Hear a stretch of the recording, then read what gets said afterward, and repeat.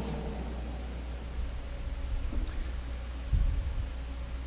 A blessed day, a blessed evening to all of you, those who are joining us through this live stream celebration of the Mass here at the Shrine of Jesus, the Divine Word. As I used to do during these weekdays, that I focus the reflection on the first reading. Today, we continue to meditate on these readings that are taken from the so-called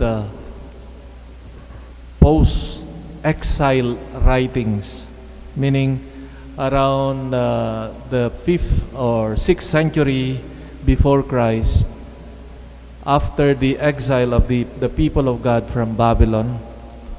There were several writings, and one of them we have heard today, that of the prophet Haggai. And one of the chief concerns of these writings, several writings, the so-called post-exile writings, is the reconstruction of the Temple of Jerusalem, which, when they returned from Babylon, it was in ruin. And that was the concern of these writers. Now, one of the main concerns, because there was this idea that the temple, that God must have a temple now. And in today's reading, the Hebrew people started to reconstruct that Temple of Jerusalem after their Babylonian exile. It is precisely to this enterprise, which continues very slowly, that Haggai, the prophet we have heard today, dedicates his preaching, his first preaching, in fact, about the reconstruction of this Jerusalem temple. The prophet Haggai, in a fairly simple words, plain words, lashes out against the lack of passion or inertia of the leaders of the community in this rebuilding. No? It passed already, according to the first reading, 2 years after their arrival, and they were moving so slowly. No? So the prophet Haggai preached against them, their stinginess of these returnees. They were not very generous, and they were not very committed in the reconstruction of the temple, which, according to historians, would be completed only after 5 years. That's why we hear the preaching of Haggai today a bit harsh in his words against this lack of commitment of the people in the reconstruction of the temple.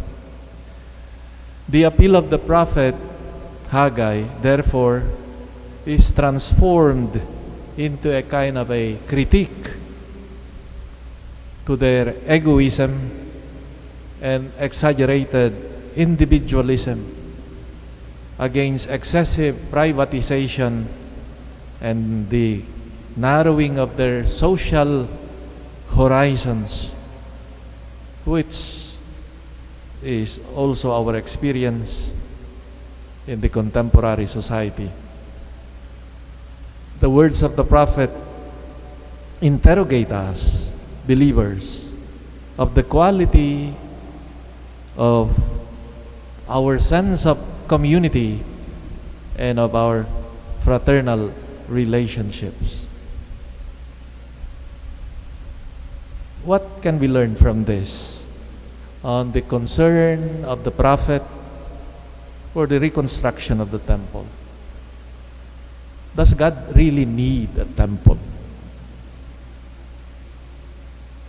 As a young religious priest preparing for the missions, I remember that we were reminded very often by our formators in that missionary work is not primarily about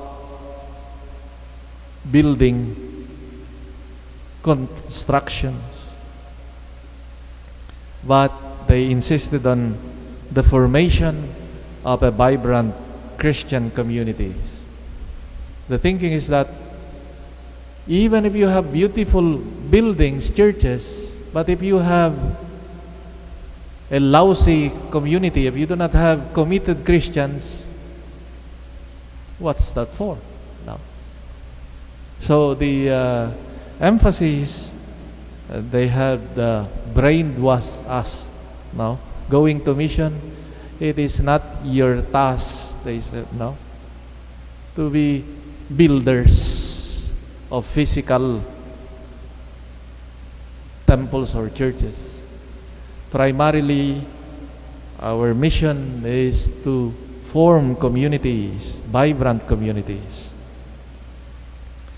But my experience too, in working in the missions, particularly in Argentina, that although this is not, the construction is not the main concern, but as I observed that as a community, Christian community grows and matures, and as the people see their material needs, for example, of the community for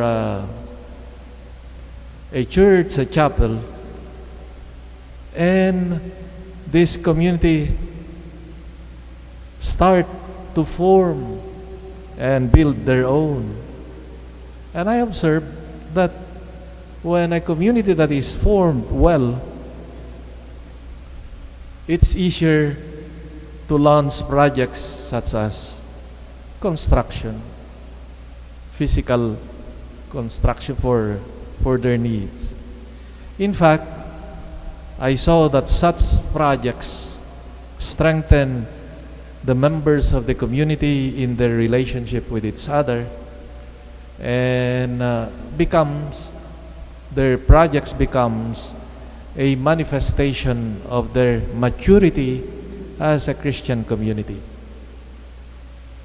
That's why, on the one hand, yes, it is true that the emphasis is on the community, but also on the other hand, as the community matures, they would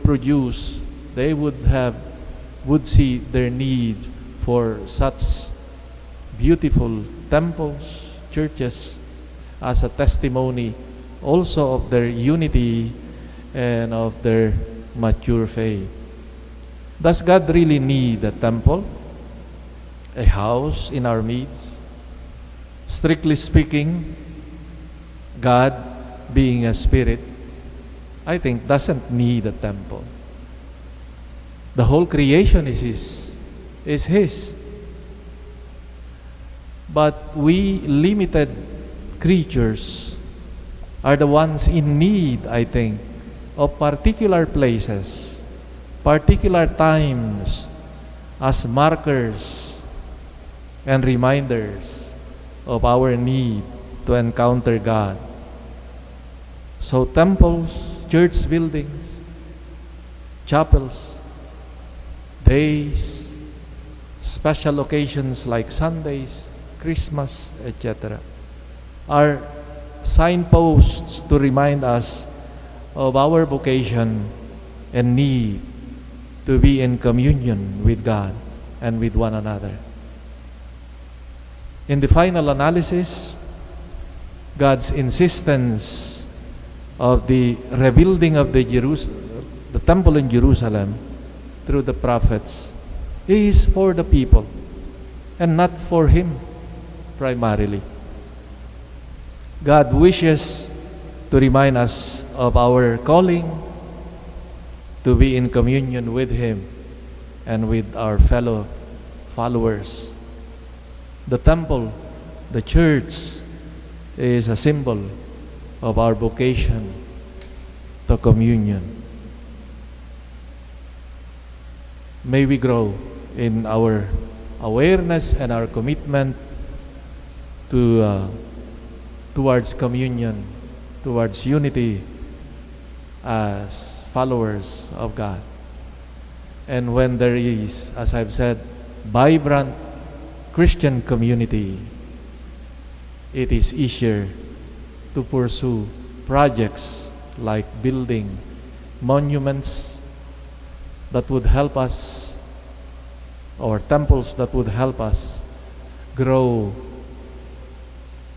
in our communion with each other and with God.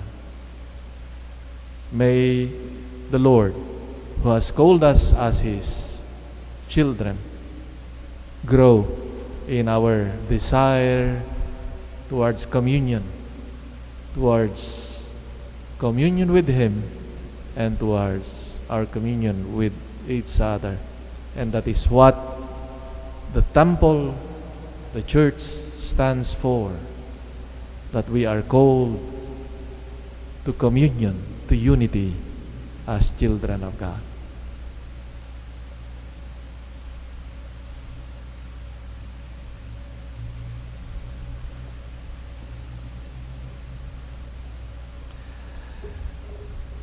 We are aware that there is much evil in